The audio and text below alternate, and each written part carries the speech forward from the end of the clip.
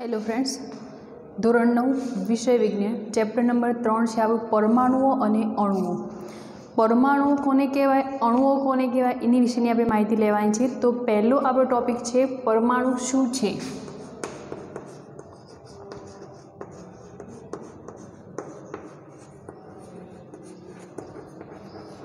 પરમાણુ કોને કહેવાય તો તમે તમારી આસપાસ ઘણા બધા એવા પદાર્થો જોયા હશે, ઘણા એવા દ્રવ્યો જોયા હશે।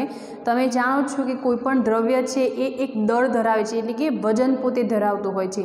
હવે આ કોઈ પણ એક દ્રવ્ય તમે લઈ લો, એને જો તોડવામાં આવે અને તોડતા તોડતા કોઈક એક સમય એવો આવશે કે એક વસ્તુ એવી મળશે કે જેના બે ભાગ થવા શક્ય નહીં હોય, અને એ જે સૂક્ષ્મ વસ્તુ મળે છે એને જ આપણે શું કહીએ છીએ, પરમાણુ। એટલે દ્રવ્યનો જે નાનામાં નાનો સૂક્ષ્મ જે કણ છે એને શું કહીએ છીએ, પરમાણુ। અને આ નાના મોટા પરમાણુ બધા ભેગા મળીને હજારો લાખો સંખ્યાની અંદર ભેગા મળી અને એક દ્રવ્યની રચના કરતા હોય છે। તો દ્રવ્યનો પાયાનો એકમ એટલે શું કહી શકીએ આપણે એને, પરમાણુ। તો પરમાણુ શું છે, તો દ્રવ્યનો પાયાનો એકમ કે જેના જોડાણથી બનતી એક રચના કે જેને આપણે શું કહીએ છીએ, દ્રવ્ય। એટલે કે નાના નાના એવા પરમાણુઓ અસંખ્ય સંખ્યામાં ભેગા મળી અને એક પદાર્થની રચના કરતા હોય છે। તો દ્રવ્યનો પાયાનો એકમ, તો પહેલાં તો પરમાણુ શું છે, તો સૂક્ષ્મ કણ જે છે એને આપણે શું કહીએ છીએ, પરમાણુ। દ્રવ્યનો પાયાનો એકમ જેને પરમાણુ કહે છે। તમે જોયું હશે ઘણી જગ્યાએ કે જ્યારે કોઈ મકાન તૈયાર થતું હોય ત્યારે એની અંદર શું નાખાતું હોય છે, શરૂઆતની અંદર જ્યારે પાયા નાખ્યો હોય અથવા તો એના પછીનું જે મકાન ઉપરની દિવાલો ચણાતી હોય તો શું કરતો હોય છે કડીઓ, તો ઈંટ હોય એને ઈંટને પાથરે છે, એના ઉપર સિમેન્ટ નાખી પાછી ફરી એના પર ઈંટ નાખે છે, ફરી પાછું સિમેન્ટનું એક સ્તર આપી ફરી પાછું એના પર ઈંટ પાથરે છે। તો આ રીતે ધીમે ધીમે એક આખી દિવાલ તૈયાર થતી હોય છે। એટલે એના મકાન માટે જો પાયાનો એકમ ગણીએ તો એના માટે શું છે, ઈંટ છે।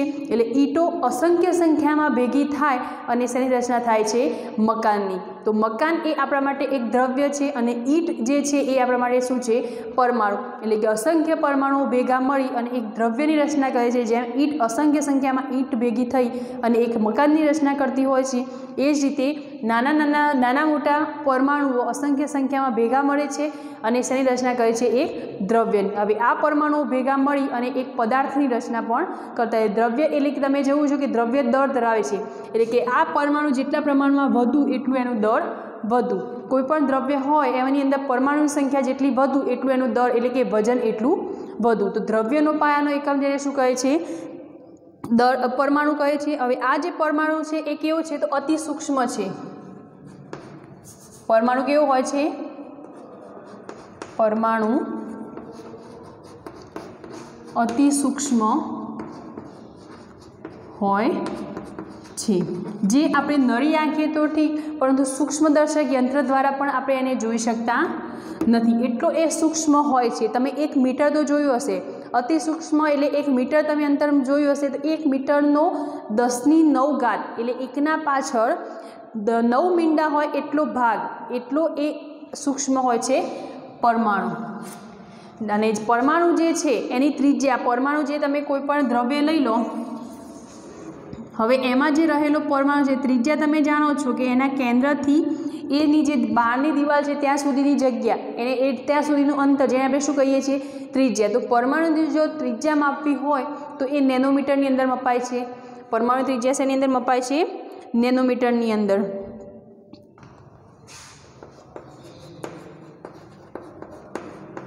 પરમાણુની ત્રિજ્યા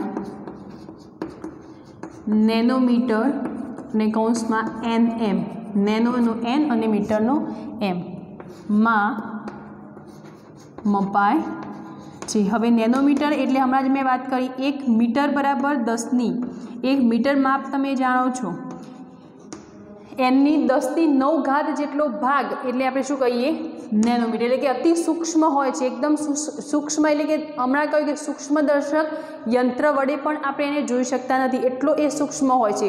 10⁹ નેનોમીટર જેટલી એની ત્રિજ્યા હોય છે। તો પરમાણુ જે છે એની ત્રિજ્યા માપવી હોય તો નેનોમીટરની અંદર મપાય છે। 1 મીટર બરાબર 10⁹ નેનોમીટર કહી શકીએ। ક્લિયર? તો ફરીવાર સમજો કે આપણી આસપાસ જે દ્રવ્યો રહેલા છે, ઘણા બધા દ્રવ્યો તમે જોયેલા હશે। આ દ્રવ્યોને તોડી નાના નાના ટુકડામાં વિભાજિત કરવામાં આવે ત્યારે તે અંતે એક સૂક્ષ્મ કણમાં રૂપાંતરિત થાય છે અને આ સૂક્ષ્મ કણ એટલે આપણે શું કહીએ છીએ? એને પરમાણુ। દ્રવ્યનો પાયાનો એકમ જેને આપણે શું કહી શકીએ? પરમાણુ કહી શકાય। તો પરમાણુ એ અતિ સૂક્ષ્મ હોય છે। આપણે નળી આંખે તો નહીં પણ સૂક્ષ્મદર્શક યંત્ર વડે પણ એને જોઈ શકતા નથી। મોટી સંખ્યામાં પરમાણુઓ જોડાઈ અને શું બનાવે છે? એક પદાર્થની રચના કરે છે, એક દ્રવ્યની રચના કરતા હોય છે। હવે આ જે પરમાણુ છે એની ત્રિજ્યા માપવી હોય તો શેની અંદર મપાય છે? નેનોમીટરની અંદર મપાય છે। 1 નેનોમીટર બરાબર કેટલું માપ થશે? 10⁹ એટલે કે 1 મીટરની 10⁹મો ભાગ એટલે શું કહી શકીએ આપણે? 1 નેનોમીટર। હવે તમે જાણો છો કે આ ઉપરાંત જે પરમાણુ જે છે એના કેન્દ્રની અંદર પ્રોટોન અને ન્યુટ્રોન રહેલા હોય છે। પરમાણુના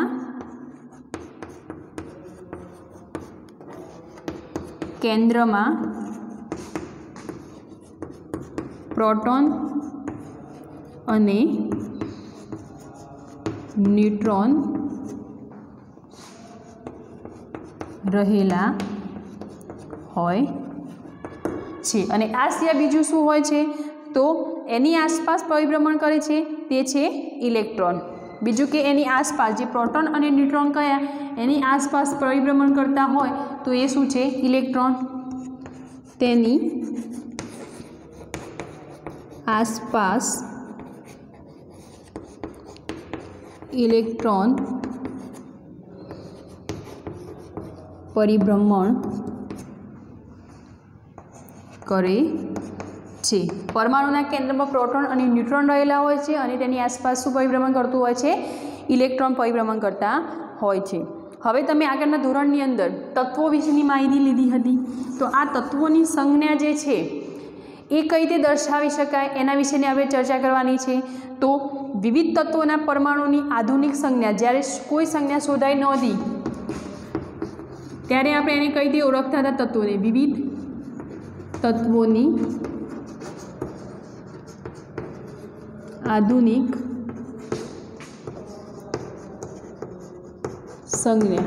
જ્યારે તત્વો શોધાયા ત્યારે એની સંજ્ઞા કે આધુનિક સંજ્ઞા કઈ હતી? આપણે કઈ રીતે તત્વોને ઓળખતા હતા? તો જુદા જુદા પરમાણુઓને જુદી જુદી સંજ્ઞાઓ આપવામાં આવતી। તો સૌપ્રથમ કોને આ સંજ્ઞા આપી? તો ડાલ્ટને આ સંજ્ઞા આપી। તો એમને હાઇડ્રોજન જે વાયુ છે તમને બુકની અંદર પણ સારી રીતે સમજાય છે। આ રીતે એક રાઉન્ડ કરી અને એની વચ્ચે ટપકું હોય તો આને શું કહેવાય? હાઇડ્રોજન। એ જ રીતે ક્લોરીન હતો એટલે આ રીતે રાઉન્ડ, એની અંદર કોઈ આવો કલર અંદર નાખેલો છે તો આ રીતનો ડાર્ક કોઈ કલર હોય તો એને આપણે શેના નામથી ઓળખતા હતા? ક્લોરીન। તો આ રીતે જુદા જુદા જે તત્વો છે એની સંજ્ઞાઓ, સોરી ક્લોરીન કાર્બન છે। હાઇડ્રોજનને એક રાઉન્ડ કરી અને વચ્ચે માત્ર ડોટ હોય તો એને હાઇડ્રોજન વડે દર્શાવાય। આખું એક રાઉન્ડ કરીને અંદર ડાર્ક કોઈ ભાગ આપવામાં આવે તો એને કાર્બન, અને માત્ર રાઉન્ડ કરેલું હોય તો એને આપણે શેના વડે ઓળખીએ છીએ? આ રીતનું હોય તો ઓક્સિજન। પણ આની અંદર પરિસ્થિતિ સર્જાતી, દરેકનો આકાર આપણે યાદ રાખવો પડતો। તો આધુનિક સંજ્ઞાઓ જ્યારે આપવામાં આવી, ડાલ્ટને સૌપ્રથમ આપેલી,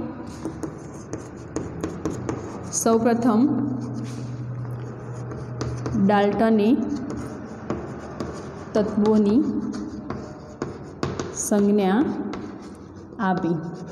જ્યારે ડાલ્ટને આ તત્વોની સંજ્ઞા આપી ત્યારે દરેકની અંદર જુદો જુદો આકાર આપેલો, કે જેમ કે રાઉન્ડ કરીને વચ્ચે ટપકું હોય તો એને હાઇડ્રોજન કહેતા, રાઉન્ડ કરી અને વચ્ચે ડાર્ક ભાગ હોય તો એને કાર્બન કહેતા, અને માત્ર એક રાઉન્ડ હોય વર્તુળ જેવું સર્જન થતું હોય તો એને આપણે શું કહેતા? ઓક્સિજન। તો આવા ઘણા બધા તત્વો હતા। બધા તત્વોની જુદી જુદી આ રીતે સંજ્ઞા તમને બુકની અંદર પણ આ બધી આપેલી છે।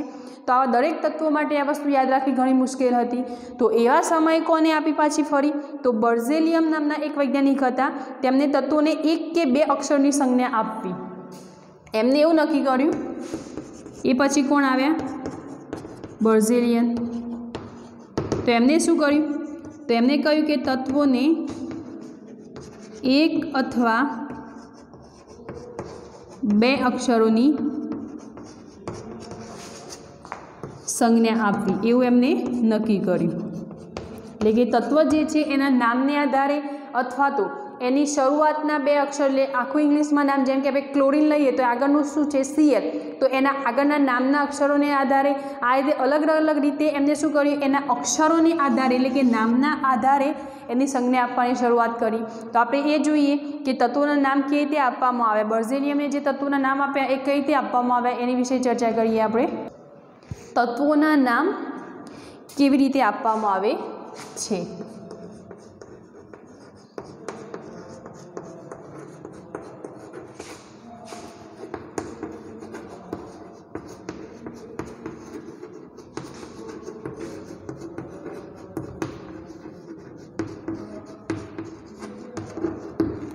તો તત્વોનું નામ છે એ કોઈ તત્વ જે જગ્યા પરથી મળી આવ્યું હોય તો એ પ્રદેશના નામ પરથી પણ એનું નામ આપવામાં આવે છે. તો કોઈ તત્વ જે સ્થળેથી મળી આવ્યું હોય એના નામ પરથી, કોઈ તત્વ જે સ્થાનેથી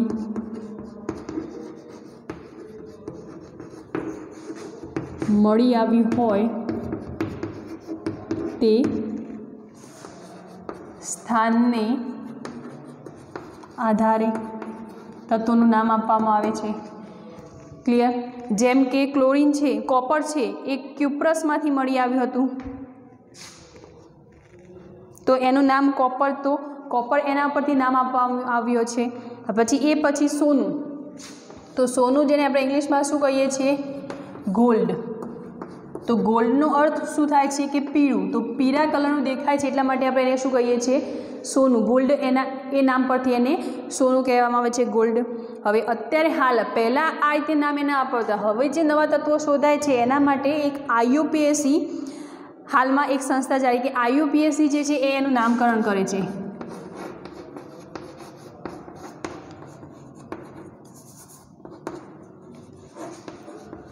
international union pure apply chemistry. એનું ફૂલ ફોર્મ જો તમને પૂછ્યું હોય IUPACનું તો international union of pure apply chemistry. જે હાલમાં આ જે તત્વો જે નવા શોધાય છે એનું નામકરણ કરે છે, એટલે કે જે નવા તત્વો હોય એનું નામકરણ આપે છે. કોઈ તત્વની સંજ્ઞાનું, તો એ કયા આધારે, તો કોઈ સંજ્ઞા હોય, કોઈ તત્વ જે છે એની સંજ્ઞાનો પહેલો અક્ષર કેપિટલ અને બીજો અક્ષર નાનો લખાય છે. કોઈ તત્વની સંજ્ઞા જો આપી હોય તો સંજ્ઞાનો પહેલો અક્ષર કેપિટલ અને બીજો અક્ષર નાનો લખાય છે. તો આ રીતે એનું નામકરણ થાય છે. જેમ કે આપણે જોઈએ તો હાઇડ્રોજન છે,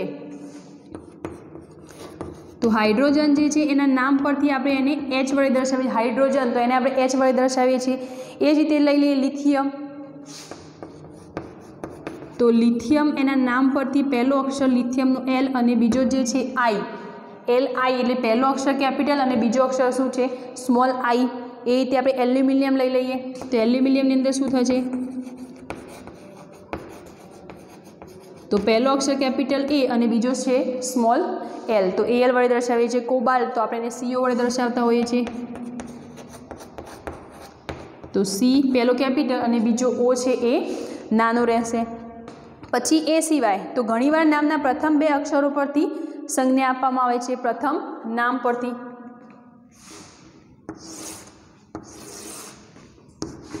તો ઘણીવાર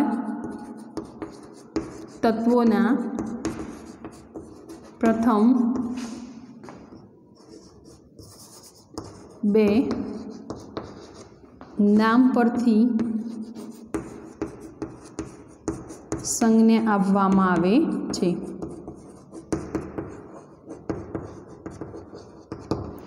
જેમ કે તમે ઝિંક લઈ લો, ઝિંક હોય તો એને ZN વડે દર્શાવો છો. ક્લિયર? તો પહેલાં જે એના નામ છે એ નામ પરથી જેને આપવામાં આવે છે. એ સિવાય છે ક્લોરીન, તો એને આપણે Cl વડે દર્શાવીએ છીએ, ક્લોરીન. તો CL વડે એને દર્શાવીએ છીએ, એટલે કે એ જે તત્વ છે એના નામ ઉપરથી આપણે એને એની સંજ્ઞા આપતા હોઈએ છીએ। એ સિવાય છે ઘણા તત્વોની સંજ્ઞા તેના જર્મન, ગ્રીક કે લેટિન નામ પરથી આપવામાં આવે છે। ઘણા તત્વોની સંજ્ઞા તેના જર્મન, ગ્રીક નામ પરથી આપવામાં આવે છે। જેમ કે લોખંડ તો ફેરિયમ પરથી આપણે Fe વડે દર્શાવીએ છીએ। એ સિવાય છે સોડિયમ તો નેટ્રિયમ પરથી આપણે Na વડે દર્શાવીએ છીએ। અને પોટેશિયમ, કેલિયમ તો કેલિયમને વડે આપણે K વડે, પોટેશિયમને K વડે દર્શાવીએ છીએ। લોખંડને આપણે Fe વડે દર્શાવીએ છીએ।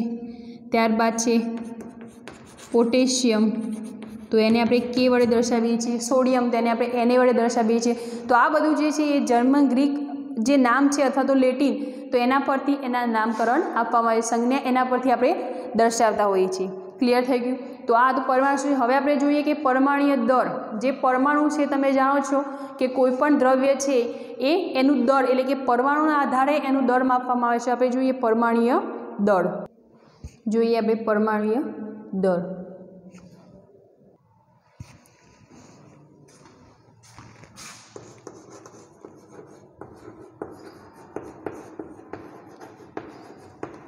તો દળ એટલે કે વજન, તો હમણાં જ આપણે ચર્ચા કરી કે આપણી આસપાસ જેટલા પણ પરમાણુ રહેલા છે તે દળ ધરાવે છે એટલે કે વજન ધરાવે છે। આપણી આસપાસ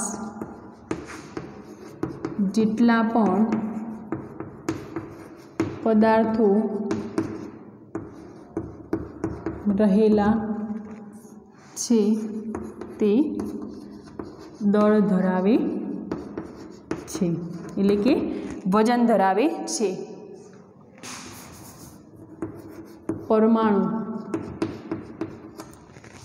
પરમાણુની ચર્ચા થાય છે એટલે કે આપણી આસપાસ જેટલા પણ પરમાણુ રહેલા છે તે દરેક શું ધરાવે છે? દળ એટલે કે એક વજન ધરાવે છે। કોઈ પણ દ્રવ્ય હોય તો તે અંતે તો બનેલું શેનું હોય છે? પરમાણુનું। હમણાં જ આપણે જોઈએ એ બધી વસ્તુ, કોઈ પણ દ્રવ્ય તે પરમાણુનું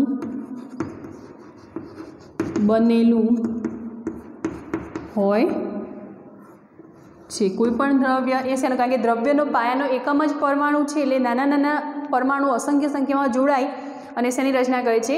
દ્રવ્યની। તો કોઈ પણ દ્રવ્ય એ શેનું બનેલું છે? અંતે પરમાણુનું બનેલું છે। હવે પરમાણુનું દર એ તેમાં રહેલા પરમાણુ પર આધારિત હોય છે। આ પરમાણુનું દર જે છે એને શેના પર આધારિત હોય છે? તો તેમાં રહેલો જે પરમાણુ છે એના પર આધારિત હોય છે। પરમાણુનું દળ તેમાં રહેલા પરમાણુ પર આધારિત હોય છે। તેમાં રહેલા પરમાણુ પર આધારિત હોય છે। તેમાં રહેલો જે પરમાણુ છે કેટલી સંખ્યામાં એ પરમાણુ ભેગા થયા છે એના ઉપર આધારિત હોય છે પરમાણુનું દળ। હવે કોઈપણ દ્રવ્યનો પરમાણુ દળ ધરાવે છે। કોઈપણ પરમાણુ જે કોઈપણ દ્રવ્ય છે એ દ્રવ્યનો પરમાણુ જે છે એ દળ ધરાવે છે અને તેને જ આપણે શું કહીએ છીએ? પરમાણુય દળ। કોઈપણ દ્રવ્ય એ પરમાણુ ધરાવે છે તેને પરમાણુય દળ કહે છે। કોઈપણ દ્રવ્ય તમે લઈ લો તો એ શેનો બંને બને છે? પરમાણુનો, અને એ પરમાણુ છે એ પરમાણુ દળ ધરાવે છે, પરમાણુ દળ ધરાવે છે અને એને જ આપણે શું કહીએ છીએ? પરમાણુય દળ કહીએ છીએ। હવે કોઈ એક પરમાણુ દળ એ સીધું માપી શકાતું નથી। ડાયરેક્ટ કોઈ પરમાણુ લઈ લો તો એનું દળ જે છે એ સીધું આપણે માપી શકતા નથી। તો કારણ કે તેને કેવું છે? અતિ સૂક્ષ્મ છે। આપણે હમણાં જોયું કે એ સૂક્ષ્મદર્શક યંત્ર વડે પણ જોઈ શકાતું નથી। તો એને શું કરવામાં આવે છે? તો તેને બીજા કોઈ પરમાણુની સાપેક્ષમાં દળ માપવામાં આવે છે અને એને આપણે શું કહીએ છીએ? સાપેક્ષ પરમાણુય દળ। કોઈ પરમાણુનું દળ સીધું માપી શકાતું નથી।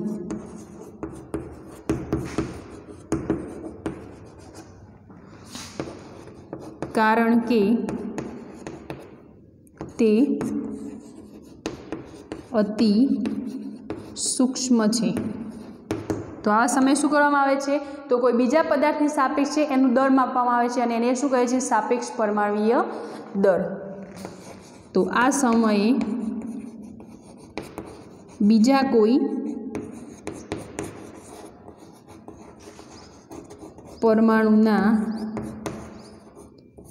परमाणुनी सापेक्षे दળ मापवामां आवे छे अने तेने शुं कहेवाशे सापेक्ष परमाणुीय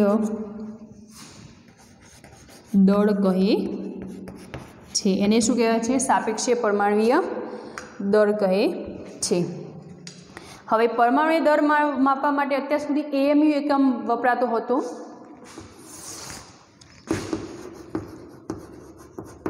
परमाणुीय दर मापवा माटे AMU एकम वपरातो हतो। तो हालमां ए एकम कयो वपराय छे तो हालमां यूनिट यू वडे एने दर्शाववामां आवे छे। तो अत्यारे परमाणु दर माटे यू एकम वपराय छे।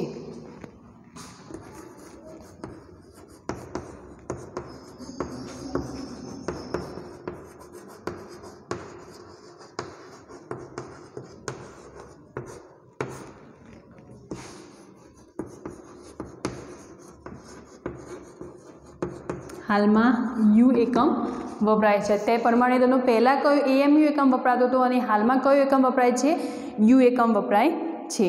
हवे परमाणुीय दर जे छे एने हमेशा पूर्णांक संख्या में दर्शाववामां आवे छे। शक्य होय त्यां सुधी परमाणुीय दर जे छे ए पूर्णांक संख्या में होवुं जोईए। हवे पहला ऑक्सिजनना परमाणु दरना 1/16 एटले ऑक्सिजननो जे परमाणु छे एना 16मा भागमां एना संदर्भ में मापवामां आवे। सापेक्ष कोई कहे कि बीजा कोई परमाणुनुं सापेक्ष है तो बीजा कोई परमाणु एटले कि ऑक्सिजन जे मोटा भागे दरेक तत्वनी अंदर होय ज छे। तो पहला ऑक्सिजन माटे जे ऑक्सिजन छे एना संदर्भे मापवामां आवतुं संदर्भे एटले ए केटलुं हतुं तो 1/16 एटले ऑक्सिजननो जे परमाणु छे एना 16मा भागे अने एना संदर्भे आपणे बीजा तत्वों बीजा जे परमाणु छे एनुं परमाणु दर मापवामां आवतुं हतुं।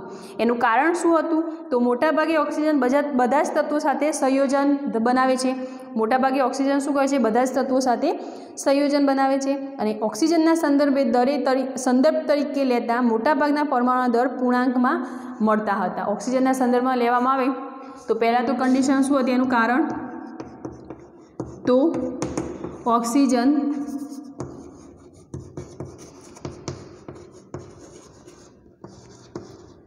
दरेक तत्व साथे संयोजन बनावे छे। बीजું कारण शुं हतुं ऑक्सिजन दरेक तत्व साथे संयोजन बनावे छे। बीजी वस्तु के एना संदर्भमां ज्यारे 1/16 भागे ज्यारे लेवामां आवतुं त्यारे शुं थतुं तो ऑक्सिजन संदर्भे तेना मोटाभागना परमाणुनो दर क्या मळता पूर्णांक संख्या में और शक्य होय त्यां सुधी परमाणु दर क्या होवो जोईए पूर्णांक संख्या में। तो परमाणुीय दर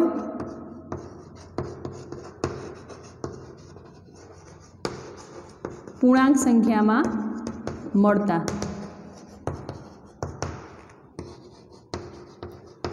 बधा ज परमाणु दर केवा मळता पूर्णांक संख्यानी अंदर। तो ऑक्सिजन संदर्भे ज्यारे लेवामां आवतुं 1/16 भागे त्यारे शुं थतुं एनो संदर्भ सापेक्ष जे परमाणुीय दर कयो हमणां सापेक्ष कोई बीजा तत्वनी सापेक्षे लेवानो हतो तो सापेक्ष परमाणुीय दर ए रीते मापवामां आवतुं।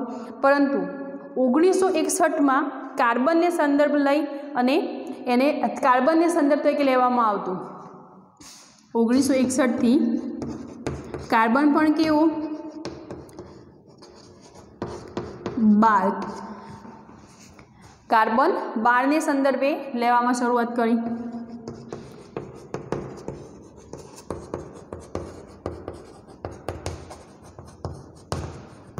संदर्भ तरीके कोण लेवाय कार्बन 12 ने एना संदर्भ तरीके लेवामां आवे छे। 1961 में कार्बन 12 ने एना संदर्भ तरीके लेवामां आवतुं।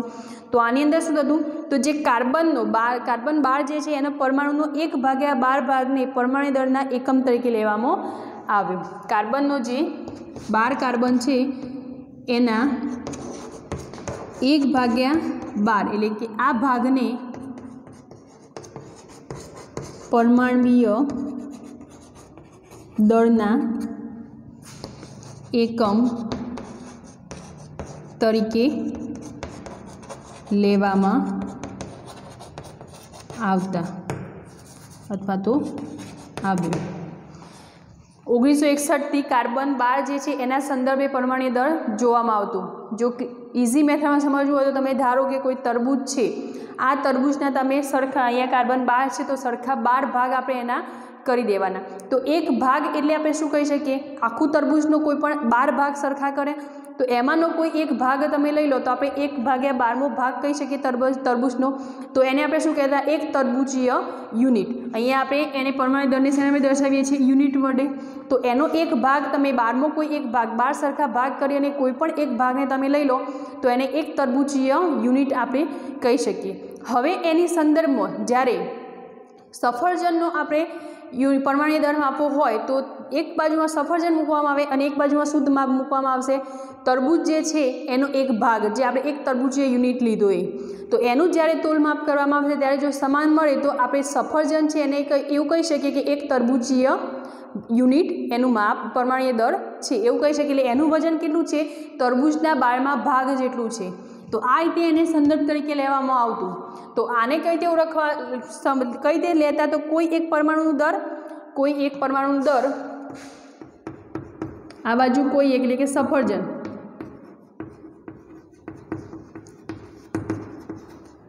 બરાબર એને શું કહીએ છીએ આપણે, સાપેક્ષ પરમાણુય દળ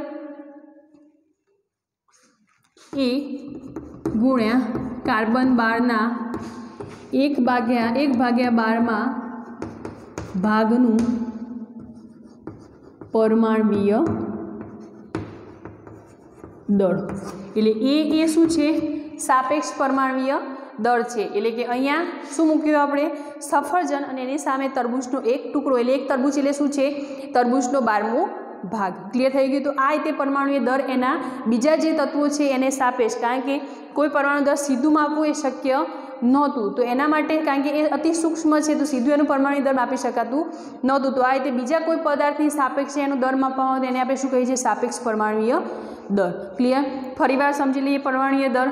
તો આપણી આસપાસ જેટલા પણ પરમાણુ રહેલા છે તે દળ ધરાવે છે, દરેકની અંદર ચોક્કસ એક વજન રહેલું હોય છે। કોઈપણ દ્રવ્ય તે પરમાણુનું બનેલું હોય છે, નાના નાના અસંખ્ય સંખ્યામાં પરમાણુઓ જોડાય અને શું કરે છે, એક દ્રવ્યની રચના કરે છે। હવે પરમાણુનું દળ જે છે એ તેમાં રહેલા પરમાણુ પર આધારિત હોય છે। જે પરમાણુની સંખ્યા જે છે એના ઉપર એનું પરમાણુય દળ આધારિત હોય છે। કોઈપણ દ્રવ્ય એ પરમાણુનું દળ ધરાવે છે તેને પરમાણુય દળ કહે છે। કોઈપણ દ્રવ્ય જે છે એ પરમાણુ દળ ધરાવે છે, કોઈપણ દ્રવ્યની અંદર રહેલો જે પરમાણુ છે એ પોતે પણ એક દળ ધરાવે છે અને એને શું કહે છે, પરમાણુય દળ। હવે કોઈપણ પરમાણુનું દળ એ સીધું માપી શકાતું નહોતું। કેમ? તો કારણ કે એ અતિ સૂક્ષ્મ હતો, આપણે સૂક્ષ્મદર્શક યંત્ર વડે પણ એને જોઈ શકતા નથી। તો એનું માપ સીધું આપણે પરમાણુ દળ માપવું હોય તો માપી શકાતું નહોતું। તો આ સમયે શું કર્યું, તો બીજા કોઈ પરમાણુની સાપેક્ષે દળ માપવામાં આવે છે જેને શું કહે છે, સાપેક્ષ પરમાણુય દળ। કોઈ સાપેક્ષ છે કોઈ પરમાણુ લેવામાં આવે તો એને આપણે શું કહીએ છીએ, સાપેક્ષ પરમાણુય દળ। હવે પરમાણુ દળ માપવા માટે પહેલાં AMU એકમ વપરાતો હતો અને હાલમાં પરમાણુ દળ માપવા માટે યુનિટ એટલે કે U એકમ વપરાય છે। હવે ઓક્સિજન સંદર્ભે એ સમયે 1/16મા ભાગનું એને સંદર્ભ તરીકે લેવા, જેમ અહીંયા સાપેક્ષ પરમાણુ કોઈ બીજા પદાર્થનું પરમાણુય દળ એની સાપેક્ષે લેવામાં આવતું તો એ સમયે ઓક્સિજન માટે લેવામાં આવતું। તો એનું કારણ શું હતું, તો ઓક્સિજન છે એ દરેક તત્વ સાથે સંયોજાય છે। બીજી વસ્તુ શું હતી કે એનું પરમાણુય દળ જ્યારે માપવામાં આવતું ત્યારે મોસ્ટલી એ પૂર્ણાંક સંખ્યાની અંદર મળતું અને શક્ય હોય ત્યાં સુધી પરમાણુય દળ જે છે એ પૂર્ણાંક સંખ્યામાં હોવું જોઈએ। ત્યારબાદ શું થયું, તો 1961માં કાર્બનની સંદર્ભે એટલે કે કાર્બન 12 જે છે એના સંદર્ભે પરમાણુય દળ માપવામાં આવ્યું। તો એની અંદર શું હતું, તો કાર્બન 12ના 1/12મા ભાગનો પરમાણુય દળ એને એકમ તરીકે લેવામાં આવતો। જેમ કે તરબૂચની વાત કરી તો તરબૂચના 12 સરખા ભાગ કરી દેવામાં આવે તો એનોમાંથી કોઈ પણ એક ભાગ તમે લેશો તો એને શું કહી શકીએ, આપણે એક તરબૂચીય યુનિટ કહી શકીએ। તો કોઈ પણ એક પરમાણુનું દળ તો એ એટલે કે સાપેક્ષ પરમાણુ ઇન્ટુ કાર્બન 12ના 1/12 પરમાણુય દર। તો આ રીતે કોઈપણ પરમાણુય દર માપી શકાય છે। ક્લિયર થઈ ગયું? તો પરમાણુ શું છે તો એના વિશેની આ ઇન્ફોર્મેશન છે। આજનું લેક્ચર આપણે એટલે સુધી રાખીએ છીએ। નેક્સ્ટ વિડીયોની અંદર આપણે આ ચેપ્ટરની અંદર આગળ વધીશું। Thank you.